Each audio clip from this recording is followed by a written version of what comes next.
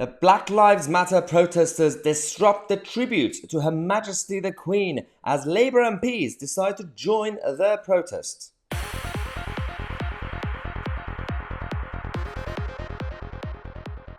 Hello everybody, welcome to the first video of the day. We're going to come to you guys every half an hour with a lot of news stories and updates from Her Majesty the Queen's death to everything else being going on around the country in politics. First things first, let's talk about the BLM movement. Now, Chris Kaba, who was killed by the police, and he was a convicted criminal who lost his life after a car chase, we have to clarify, caused a lot of trouble, his death, because the protesters decided to start a march somehow around the same area as the Buckingham Palace, around the same time as the general public have been going to the palace to pay tributes to Her Majesty with flowers and everything else.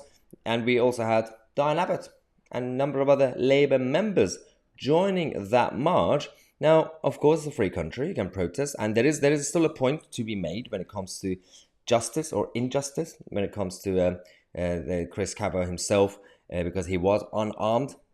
Putting aside the fact that, yes, he was a convicted criminal, putting aside the fact that he was running away from the police.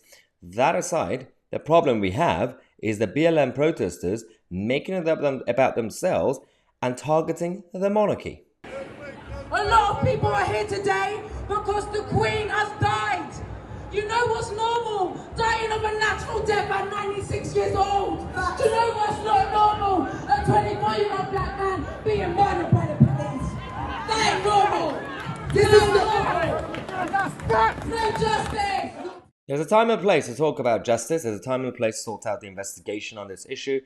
But no one has talked about anything being normal or abnormal. People are paying tribute to the Queen. People are worried about the stability of the country. People are still also paying respect to a new king and constitutional monarchy.